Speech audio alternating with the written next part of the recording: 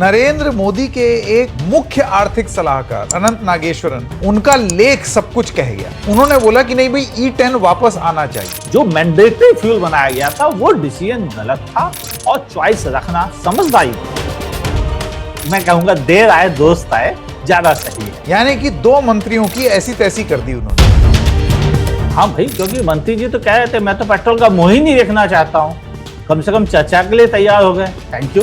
Logistics system को तैयार किए बगैर E20 को रोल आउट कर देना, मैंडेटरी बना देना ही घातक साबित हुआ है। यदि सरकार ये तय करती है कि चलो E10 ले लो कुछ साल की, तो उसकी प्राइसिंग ठीक होनी चाहिए। हुंदकिया प्राइसिंग नहीं होनी चाहिए कि मांग रहे थे ना E10 ये लो, बिल्कुल जिस तरीके से प्योर 100 पेट्रोल की प्राइसिंग की हुई। अगर हमारे पास इतने सस्ते में क्रूड ऑयल मिल रहा था तो हमने 2022 वाली प्राइस ही क्यों रखी जब क्रूड ऑयल की कीमत ज्यादा थी? यानी तब भी तो आपने पैसे बनाए थे। उन पैसों को अगर आप आगे समय पे बचा के ना रख पाए तो ये आपकी गलती है। तो अब वापस आपको 80 पर भी तो आना चाहिए था, 85 पर भी तो आना चाहिए था, 90 पर आना चाहिए था, कहीं तो आना चाहिए था। E10 की प्राइस रीजनेबल होनी चाहिए।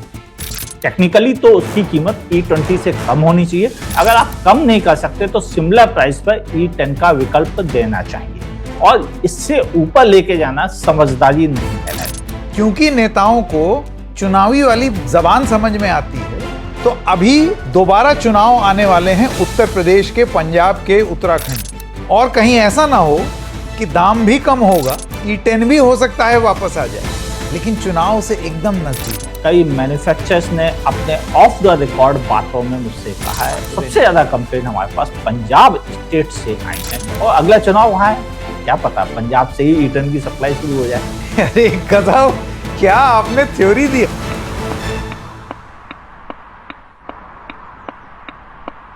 नमस्कार, आप देख रहे हैं डबल चेक और एक और एपिसोड लेकर के आ गए हैं जिसका नाम है गाड़ी वाला आया। गाड़ी वाला आया में आप जानते हैं लगातार इथेनॉल को लेकर के चर्चा होती रहती है और उस चर्चा के एकदम फोर फ्रंट पर रहते हैं आस कार गुरु, और कार गुरु हमारे साथ हैं। आपका बहुत बहुत स्वागत कार गुरु। देखिए, अब कार गुरु तो कह ही रहे थे, सरकार डिनाई कर ही रही थी, लेकिन नरेंद्र मोदी के एक आर्थिक सलाहकार, मुख्य आर्थिक सलाहकार अनंत नागेश्वरन, उनका लेख सब कुछ कह गया। उन्होंने बोला कि नहीं भाई, E10 वापस आना चाहिए। यानी कि 2 मंत्रियों की ऐसी तैसी कर दी उन्होंने। अब सुनने में आ रहा है कि सरकार में यह नीति बन रही है कि शायद किस तरीके से अगर वापस लाना हो, ला भी सकते हैं या नहीं ला सकते हैं, या लॉजिस्टिकली वो हम लोग निकल चुके हैं उस दौर से। इन्हीं सब चीजों को लेकर के आइए बात करते हैं। अमित जी, मैं सबसे पहले आपसे ये जानना चाहता हूं कि ये जो चर्चा शुरू हुई है, ये जो चर्चा ही शुरू हो पाई, इसको आप किस तरीके से देखते हैं? देखिए, पहली बात तो ये है कि अगर चर्चा शुरू हुई है तो भी मैं कहूंगा कि देर आए दुरुस्त आए। वैसे हमारे यहाँ एक और भी कहावत थी कि लौट के बुद्धू घर को आए, लेकिन वो थोड़ा सुनने में अच्छी ना लगे, तो मैं कहूंगा देर आए दुरुस्त आए ज्यादा सही है और यही होना भी चाहिए। देखिए, आप अगर समझ नहीं पाए थे कि एथेनॉल के ज्यादा मिक्सर से क्या दिक्कतें आएंगी, अगर आप ये समझ नहीं पाए तो कोई बुराई नहीं है। कम से कम आपने आज समझी और उस पर बैक जाने का मन भी अगर बनाया है तो भी मेरे लिए वेलकम करने की बात है, क्योंकि हम लंबे समय से फाइट कर रहे थे कि प्लीज इंडियन रोड के ऊपर E5, E10 व्हीकल जिसका नंबर मोर देन 80% है, क्या उनके लिए कोई जस्टिस नहीं होना चाहिए? क्या उनकी गाड़ियां केवल एक्सपेरिमेंट के लिए बने हुए टूल की तरह इस्तेमाल होनी चाहिए? क्या उनकी मेहनत की कमाई बर्बाद होनी चाहिए? और इसके लिए बेहतर सॉल्यूशन यही था और हम हमेशा हर वीडियो में कह रहे थे, पिछले 2025 में भी, 2026 में भी, कि प्लीज E10 कम से कम एक डिस्पेंसर से पेट्रोल पंप पर अवेलेबल होना चाहिए कि जिनको उसे लेना है वो कम से कम उस पर चले जाएं, और जिनको E20 लेना है वो E20 की तरफ जाएं। यानी चॉइस होनी चाहिए थी। जो मैंडेटरी फ्यूल बनाया गया था वो डिसीजन गलत था और चॉइस रखना समझदारी थी। भाई, गवर्नमेंट भी तो चॉइस रखे है, इन मंत्री को रखना है, उन मंत्री को रखना है, इनको नहीं हटाना है, जब तक कोई आंदोलन ना हो तब तक नहीं हटाना है। आ गए कारगुरु। अब क्या बोले, नाम तो ले नहीं पाते हैं तो इतना तो कह ही सकते हैं कि हाँ, कम से कम उन्हें आप अगर नहीं बदल रहे हैं, मंत्री बने हुए हैं, मंत्री बदलना आपका काम है, तो ये भी डिसीजन लेना आपकी जिम्मेदारी है कि क्या इंडियन कंज्यूमर के लिए यूजफुल है, क्या एक आम तौर पे इंडियन नागरिक के लिए जरूरी है। वो पॉलिसी भी सरकार को ही बनानी है। और कभी कभी हो जाती हैं कुछ बातें जो जैसा आदमी सोचता है कि ऊंट इस कवट बैठेगा, वैसा नहीं बैठा, कोई बात नहीं। अब कम से कम वापस अगर E10 पे सचमुच में आ रहे हैं, मैं रियली क्लैप करूंगा। देर आए दोस्त आए। नहीं नहीं, बशर्ते आए। अभी तो चर्चा चल रही है, आज के टाइम्स ऑफ इंडिया में ये चीज छपी है कि इस पर चर्चा हो सकती है। जब अनंत नागेश्वरन ने वो लेख लिखा था तो उसके बाद ये कहा गया कि सरकारी सोर्सेज से कि वो ठीक है, वो इकोनॉमिस्ट हैं, वो अपनी बात जरूर रख रहे हैं, लेकिन अब पॉलिसी वापस नहीं हो सकती। तो चर्चा अभी शुरू हुई है। आपका ये कहना है कि चर्चा ही शुरू हो रही है, ये अपने आप में स्वागत योग्य कदम है? हाँ भाई, क्योंकि मंत्री जी तो कह रहे थे मैं तो पेट्रोल का मुंह ही नहीं देखना चाहता हूं, कम से कम चर्चा के लिए तैयार हो गए। Thank you. और क्या बोलूं। अब मुझे कारगुरु आप ये बताएं कि एक चुनौती मैं देख रहा हूं, मैं आपसे जानना चाहता हूं कि आप भी देखते हैं या नहीं। देखिए, ऐसा नहीं है कि इस देश में प्योर 100% पेट्रोल नहीं है, लेकिन वो इतना कम है और इतना ज्यादा महंगा है कि उसके होने ना होने से किसी की सेहत पे कोई फर्क नहीं पड़ता। 162 रुपए लीटर या 180 रुपए लीटर मुंबई में कोई ये तेल भूले भटके अगर डलवा ही लेगा तो बहुत बड़ा धन्ना सेठ होगा, तभी डलवा पाएगा। आम आदमी तो अपनी पुरानी गाड़ी में नहीं डलवा सकता। अब फर्ज कीजिए अगर सरकार ये कहती है कि मैं E10 वापस ला रहा हूं, यानी कि 10% इथेनॉल मिश्रित पेट्रोल वापस ला रहे हैं हम लोग, और फिर उसका दाम बढ़ा दिया जाए, 125-130 रुपए के आसपास रखा जाए, तो भी तो वो किसी के काम नहीं आएगा। एक्चुअली कुछ चीजें प्रैक्टिकल और लॉजिक के साथ सरकार को समझनी चाहिए। जब एथेनॉल की ओरिजिनल कॉस्ट आपके पास लैंडिंग जो है वो 71 रुपये 80 पैसे के आसपास है, पेट्रोल की इस समय 54 रुपीज के आसपास, हमें सरकार की सोच से यही पता चला है। एक्चुअल हमारे पास तो कोई तरीका नहीं है, वही जो बता देते हम वही उसी को सच मान लेते हैं। तो 54 रुपये का प्रोडक्ट को आप अगर 162 रुपये 80 पैसे में बेच रहे हैं तो आप कितने परसेंट टैक्स ले रहे हैं या उस पर कितना परसेंट प्रॉफिट ऑफ मार्जिन ले रहे हैं, ये थोड़ा सोचना पड़ेगा और इसे लॉजिकली तय करना चाहिए। नहीं, इसमें कारगुरु एक चीज और बोली गई है। कारगुरु, इसमें एक चीज और बोली गई है। इसमें कहा गया है कि वो सिर्फ प्योर 100% पेट्रोल नहीं है, वो 100 ऑक्टेन वाला कुछ पेट्रोल है। रॉन एक चीज होती है, वो है, उसमें खूब डिटर्जेंट वगैरह डाले हुए हैं इंजन को बिल्कुल एकदम सुपर फास्ट करने के लिए। तो ये एक तर्क दिया जाता है, आपके विचार? अब जब उस तर्क के अनुसार अगर 100 ऑक्टेन है वो फ्यूल, तो आप ध्यान से समझे, ऑक्टेन ज्यादा होने से हाई कंप्रेशन व्हीकल्स को तो बेनिफिट होता है, लेकिन आप समझे एथेनॉल की तो खुद ऑक्टेन वैल्यू 108 है। तो ऑक्टेन इस समय इंपॉर्टेंट नहीं रह गया है, इस समय इंपॉर्टेंट रह गया है प्योर फ्यूल जो कि 95 ऑक्टेन होना चाहिए। मेरा पर्सनली मानना है 95 ऑक्टेन एक बहुत अच्छा फ्यूल है किसी के लिए भी, चाहे वह नॉर्मल व्हीकल्स हो या कॉमर्शियल व्हीकल हो या कोई आउटडेटेड व्हीकल ही क्यों ना हो, उसके लिए भी 95 ऑक्टेन अच्छा है। इससे ऊपर जाने की जरूरत अगर है तो आप कर सकते हैं उन खास परफॉर्मेंस कारों के लिए, मुझे बिल्कुल एतराज नहीं है। लेकिन एक्चुअली प्राइस अगर आप ध्यान से देखें तो 54 रुपये अगर ओरिजिनल प्राइस है तो उस पर आप कितना प्रॉफिट ऑफ मार्जिन लेंगे, कितना टैक्स लेंगे कि उसकी प्राइसिंग, और अगर ऑक्टेन बढ़ाते भी हैं तो ऑक्टेन बढ़ाने में पर लीटर 4 रुपए से लेकर 6 रुपए का खर्च आता है, इससे ज्यादा नहीं आता है खर्च।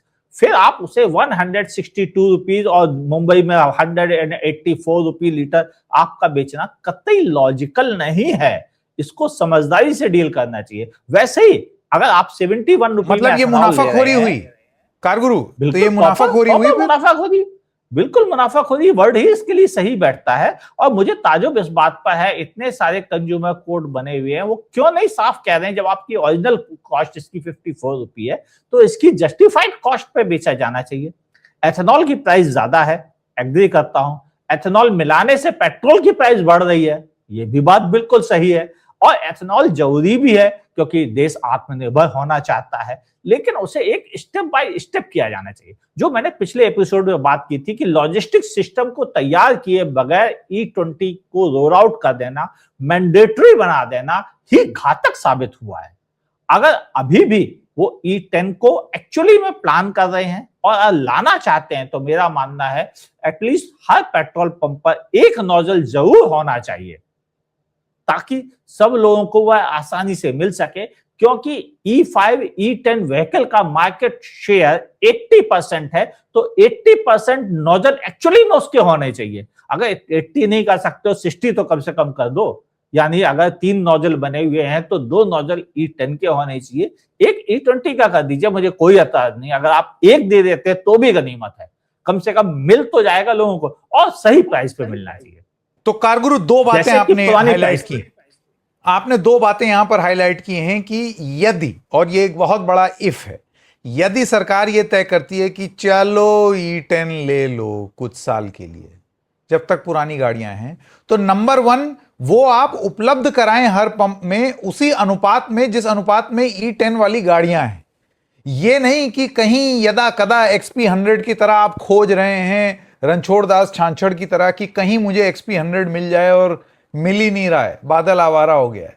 तो वो हर पंप पर मिले, उसके नोजल भी जितनी गाड़ियां हैं उनके अनुपात में हो। और दूसरी बात आपने कही कि उसकी प्राइसिंग ठीक होनी चाहिए, खुंदकिया प्राइसिंग नहीं होनी चाहिए। कि मांग रहे थे ना E10, ये लो, बिल्कुल जिस तरीके से प्योर 100 पेट्रोल की प्राइसिंग की हुई है, तो वो खुंदकिया प्राइसिंग नहीं होनी चाहिए। डिफरेंशियल प्राइसिंग रखिए, खुंदकिया प्राइसिंग मत रखिए। एक्चुअली ध्यान से समझा जाए तो E10 की प्राइसिंग E20 से कम होनी चाहिए, क्योंकि उसमें एथेनॉल कम मिलाया गया है तो उस पर एथेनॉल का खर्चा कम आया है, तो उसकी प्राइसिंग तो एथेनॉल वाली प्राइसिंग से कम होनी चाहिए। अगर एथेनॉल वाली की प्राइसिंग 102 रुपए लीटर है तो उसकी प्राइसिंग हर हालत में 98 97 रुपीज होनी चाहिए। ये तो हो गई प्रॉपर लॉजिक की बात। अरे तो फिर नहीं, E20 हमारे क्यों लेगा कोई? सुप्रीम कोर्ट और कंज्यूमर फोरम क्यों नहीं गाइडलाइन जारी करते कि भाई साहब E10 दीजिए और इस अनुपात में दीजिए, क्योंकि आप उसमें एथेनॉल ज्यादा मिला रहे हैं, एथेनॉल महंगा है तो उसकी प्राइस ज्यादा होनी चाहिए, उल्टा नहीं होना चाहिए। यहां पर उल्टी गंगा बह रही है। यही है प्रॉब्लम, उल्टी गंगा। आप कह रहे हैं E10 और सस्ता होना चाहिए, वो तो भाई उसको तो और प्रीमियम करके भी सरकार प्रस्तुत कर सकती है। और क्यों कर सकती है, मैं आपको उसमें एक बयान बताना चाहता हूं। आपने भी पढ़ा होगा, पेट्रोलियम मिनिस्टर हरदीप पुरी से जब ये पूछा गया कि पेट्रोल के दाम हमारे यहाँ आप कम क्यों नहीं कर रहे हैं, जब अब कच्चे तेल की कीमत धीरे धीरे कम हो रही है, उनका ये कहना था कि ये दाम हम लोग इतना ही बढ़ाए, कायदे में अगर बढ़ाने पर आते तो 125 रुपए का हो जाता पेट्रोल, वो तो भला हो इथेनॉल का, जिस वजह से ये दाम अब कम हो गया है। अभी अगर इथेनॉल ना होता तो तेल 125 रुपए लीटर होता। यानी कि अगर E10 आता है तो आपको सरकारी सोच के हिसाब से एक रफ आइडिया इस स्टेटमेंट से मिलता है अमित जी, कि कहां E10 जाकर के प्राइस पॉइंट में लैंड करेगा। हमारे यहां 2022 के बाद पहली बार प्राइस बढ़े थे, जबकि 2022 के बाद से प्राइस इंटरनेशनल मार्केट में क्रूड ऑयल के कम भी तो हुए थे। तब हमें कम प्राइस का बेनिफिट क्यों नहीं दिया गया था? 2023 में कम हुए थे, 2024 में काफी साल कम रहे हैं, काफी महीने कम रहे हैं, और 2025 के भी शुरुआत में काफी दिनों तक कम रहा है। और हमने काफी कम प्राइस में सब्सिडाइज, ऑलमोस्ट सब्सिडाइज कंडीशन में हमने रशिया से भी तो क्रूड इंपोर्ट किया है। तो अगर हमारे पास इतने सस्ते में क्रूड ऑयल मिल रहा था तो हमने 2022 वाली प्राइस ही क्यों रखी जब क्रूड ऑयल की कीमत ज्यादा थी? यानी तब भी तो आपने पैसे बनाए थे, उन पैसों को अगर आप आगे समय पे बचा के ना रख पाए तो ये आपकी गलती है। एक्चुअली में तो गवर्नमेंट को ये चाहिए था कि भाई हमने देखो पिछले 3 साल में इतने पैसे बनाए थे, अब पूरी दुनिया में क्रूड ऑयल 100 से ऊपर हो गया है, लेकिन हम उसी प्राइस पे ही अभी देंगे क्योंकि हमने पहले पैसे बना लिए थे। आप उल्टा कह रहे हो कि हमने तो भाई आपको सस्ते में दिया है, वरना तो 125 रुपए में मिलता। तो ये कहाँ की समझदारी है? और आज भी आप कम नहीं कर रहे हो। ध्यान से देखा जाए तो पहले बीच में कम होना चाहिए था, और अगर आप 125 करते तो आप वापस आपको 80 पर भी तो आना चाहिए था, 85 पर भी तो आना चाहिए था, 90 पर आना चाहिए था, कहीं तो आना चाहिए था। लेकिन आप तो वहीं के वहीं टिक के रह गए। पहले भी आप 2022 से लेकर 2026 तक टिक के रह गए थे उसी प्राइस पर, जो कि ज्यादा प्राइस थी। तो आपने भी तो पिछले 4 साल में कितना पैसे बना लिए थे, और अगर सरकार ने नहीं बनाई, चलो पेट्रोलियम कंपनीज ने बनाई, तो उन पर लगाम लगाना भी तो सरकार की जिम्मेदारी थी। और प्राइसिंग तो भले कहने को मार्केट पे छोड़ दिया गया है, लेकिन एक्चुअली तो सरकार ही तय कर रही है, डायरेक्टली या इनडायरेक्टली, ये बात तो सबको पता है। यही है मेन चीज। और दर्शकों, जैसे कार गुरु ने बताया, यही चुनौतियां हैं। सबसे पहली बात तो एक बहुत बड़ा इफ कि E10 यानी कि 10% इथेनॉल ब्लेंड वाला पेट्रोल वापस आएगा या नहीं, है ना, ये पहला इफ है। दूसरी चीज, अगर आया तो कितने पंप पर और कितने नोजल पर उपलब्ध रहेगा, उस तरीके से रहेगा कि नहीं कि आपको आसानी से मिल जाए। और तीसरी बात, उसका दाम क्या रहेगा, खुंदकिया प्राइसिंग ना हो जाए। कार गुरु कहते हैं उसका तो दाम और कम होना चाहिए क्योंकि उसमें इथेनॉल कम है। अब इन तीन चीजों का फैसला सरकार को लेना है। कार गुरु, मुझे आपसे यह जानना है कि आपको क्या लगता है कि देश हित में, कार हित में, बाइक हित में क्या होना चाहिए? मैं ये भी नहीं कह रहा हूं कार गुरु की एक ऐसी स्थिति हो जाए कि सरकार घाटे में जाने लगे, या फिर सिस्टम्स जो आप बेहतरी की ओर कह रहे हैं कि आप जाना चाहते हैं वो रिवर्स हो जाए। मतलब हर तरीके से किसी को भी लॉस ना हो, लीस्ट ऑब्जेक्शनेबल एक्टिविटी, वो आपके हिसाब से क्या होनी चाहिए? देखिए, पहली चीज तो यह कि अब क्रूड ऑयल की कीमत कम हो गई है, आपको उसे पहले कम करना चाहिए कीमत। दूसरा, E10 की प्राइस रीजनेबल होनी चाहिए। टेक्निकली तो उसकी कीमत E20 से कम होनी चाहिए। अगर आप कम नहीं कर सकते तो सिमिलर प्राइस पर E10 का विकल्प देना चाहिए, और इससे ऊपर लेके जाना समझदारी नहीं कहलाएगी। सरकार भी काम करती है और उसे भी पैसे चाहिए होते हैं देश चलाने के लिए। तो मैं ये बिल्कुल नहीं कहूंगा कि सब कुछ दान दक्षिणा खाता खोल दिया जाए और लोगों को रेवड़ियां बांट दी जाए कि भाई साहब ये लो, हमने आपको 52 रुपए लीटर कर दिया। वो नहीं पॉसिबल है, और वो हम एक्सपेक्ट भी नहीं करते सरकार से। हम एक रीजनेबल प्राइस चाहते हैं जो वर्ल्ड वाइड जो प्राइसिंग है उसके आसपास चल रहा हो। और हम इंडियन चूंकि इतना पैसा नहीं कमाते हैं तो हमें थोड़े बेनिफिट दिखने चाहिए कि हाँ, हमारी प्राइसिंग ज्यादा नहीं हो और अच्छा फ्यूल मिले। मेरी पहली डिमांड तो E10 की है, आप E10 दें। फिर दूसरी डिमांड उसके साथ शुरू हो जाती है कि उसे रीजनेबल प्राइस पर दें और उसे मैक्सिमम जगहों पर अवेलेबल कराएं। ये तीसरी चीज है। ये तीनों चीजें हो जाती हैं और मैं और सरकार दोनों पे प्यार प्यार से बात करेंगे, क्या दिक्कत है? मुझे कोई मौका ही नहीं मिलेगा किसी चीज में उनके काम में नुक्स निकालने का, क्योंकि यही तो एक ऐसी चीज थी जिसने एक्चुअल में इंडियन कंज्यूमर को परेशान किया था। और जब कार ऑनर्स परेशान हो रहे थे, कंपनीज भी परेशान हो रही थी इनडायरेक्टली, तो लग रहा था कि गड़बड़ हो गई है, अब सरकार संभाल ले, अच्छी बात है। अगर वो अपने सलाहकार की बात ही मान ले तो भी गलत नहीं। हालांकि उनकी कई और भी बातें उन्होंने अपने उस लेख में लिखी हैं, पानी के खर्च से लेकर बहुत सारी बातें। और नीति आयोग ने भी एक बार कहा था कि 2600 लीटर के आसपास पानी खर्च होता है 1 लीटर एथनॉल बनाने में। ओवरऑल उनकी क्या है इस बारे में मैं एक्सपर्ट नहीं हूं, लेकिन मैं केवल इतना जरूर कहूंगा कि फ्यूल की प्राइसिंग सही होनी चाहिए और वो फ्यूल अवेलेबल होना चाहिए जो इंडियन व्हीकल्स को चाहिए। बस इसके अलावा और कोई नहीं। बाकी आप उससे कैसे निपटते हैं वो आप जानिए, आपकी पॉलिटिक्स और बाकी विपक्ष जाने, उससे मेरा कोई सरोकार नहीं। मेरा सरोकार इंडिया में हर कार चलाने वाले, कार खरीदने वाले और कारों से प्यार की वजह से, बाकी और कुछ भी नहीं। ये बहुत इंपॉर्टेंट बात है। और क्योंकि आपने पॉलिटिक्स का जिक्र किया है तो एक, हालांकि अमूमन ऐसा हल्का कमेंट मारना नहीं चाहिए, लेकिन एक मेरे कहने से सुन लीजिए, एक इशारों वाली बात। कार गुरु, पेट्रोल के दाम बढ़े थे बंगाल के चुनाव खत्म हो जाने के बाद। बंगाल, असम, तमिलनाडु, इन सब के चुनाव जैसे ही खत्म हुए तब जाकर के, जंग तो पहले ही छिड़ गई थी, लेकिन दाम बढ़े जब नतीजे आ गए, भूमिका बांधी गई कि देखो हमें बड़ा घाटा हो रहा है, ये वो। 2 हफ्ते प्राइमर लगाया लोगों को और फिर धीरे धीरे करके दाम बढ़ा दिए। अभी दाम कम नहीं हुए हैं। इथेनॉल 10 आएगा या नहीं आएगा इस पर अभी स्पष्टीकरण नहीं आया है, लेकिन क्योंकि नेताओं को चुनावी वाली जबान समझ में आती है, तो अभी दोबारा चुनाव आने वाले हैं उत्तर प्रदेश के, पंजाब के, उत्तराखंड के। और कहीं ऐसा ना हो कि दाम भी कम होगा, E10 भी हो सकता है वापस आ जाए, लेकिन चुनाव से एकदम नजदीक, ताकि रैली में उसका ढिंढोरा पीटा जा सके। ऐसे ही मन में ख्याल आया इतने सालों से जो देखते हुए आए हैं, तो मैंने सोचा मैं आपके साथ साझा कर दूं। चलिए, मैं आपको चूंकि चुनाव की बात आ गई है तो चुनाव में पॉलिटिक्स से हटकर सिर्फ कारों के बारे में बता दूं कि E20 को लेकर जो कारें सबसे ज्यादा खराब हुई हैं उनका सबसे बड़ा नंबर पंजाब स्टेट से आया है। और ऐसा कई मैन्युफैक्चरर्स ने अपने ऑफ द रिकॉर्ड बातों में मुझसे कहा है। इवन एक एमडी से भी हाल में मेरी मुलाकात हुई थी और उन्होंने भी बोला है कि हाँ, सबसे ज्यादा कंप्लेंट हमारे पास पंजाब स्टेट से आई हैं।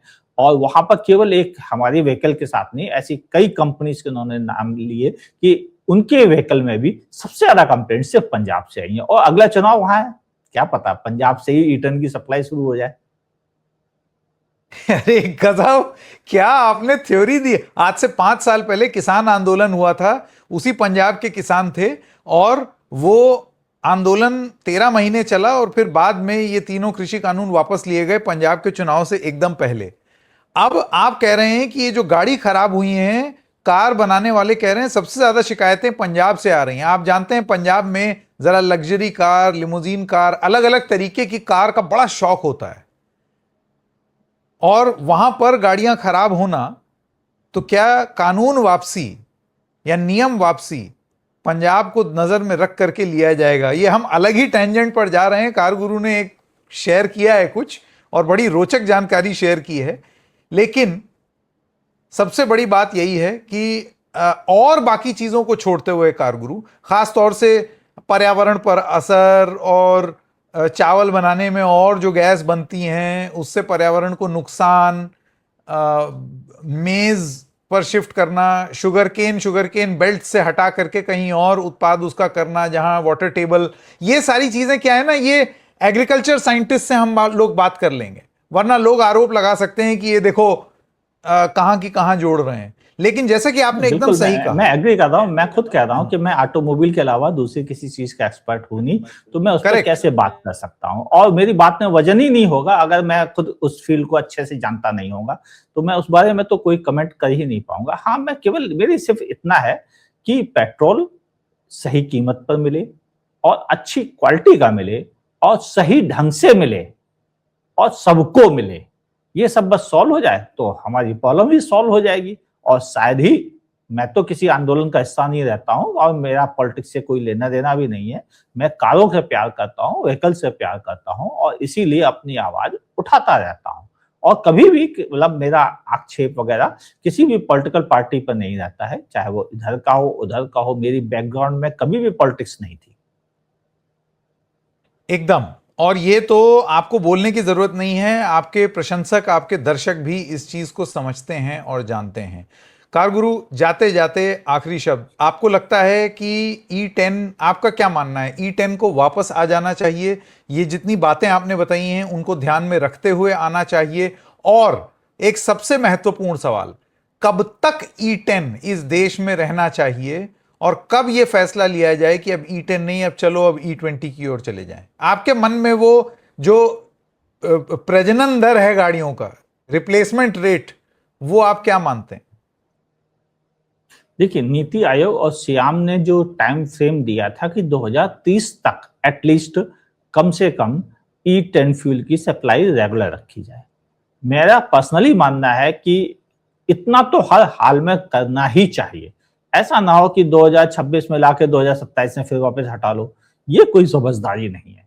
कम से कम 2030 तक हर हालत में E10 की अच्छी सप्लाई होनी चाहिए। उसके बाद आप चरणबद्ध तरीके से कम करिए कि अगले 4 सालों में आपने पहले 10% पंप कम किए, फिर अगले 10% कम किए, फिर अगले 10% कम किए। इस तरह चरणबद्ध तरीके से कम किया जा सकता है। एकदम से कम करना बिल्कुल समझदारी नहीं रहेगा उसके बाद भी, ये मेरा मानना है। बहुत खूब कारगुरु, एक और रोचक एपिसोड। बहुत बहुत धन्यवाद वक्त देने के लिए। Thank you.